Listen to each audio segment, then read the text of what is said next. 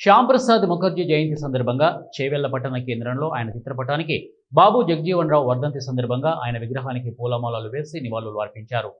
అనంతరం పోలీస్ స్టేషన్లో ఆవరణలో మొక్కలను నాటారు. ఈ కార్యక్రమానికి ముఖ్య అతిథిగా చేవెళ్ల ఎంపీ కొండా విశ్వేశ్వర్ రెడ్డి, మాజీ ఎమ్మెల్యే కెఎస్ రత్నం పాల్గొన్నారు.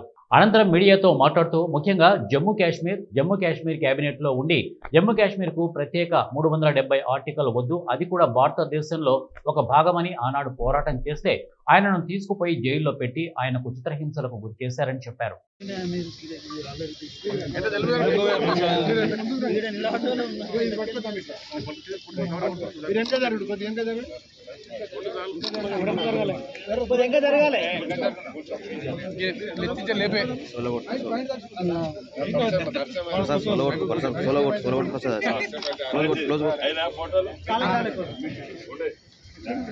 సార్ ఒకసారి ఇక్కడ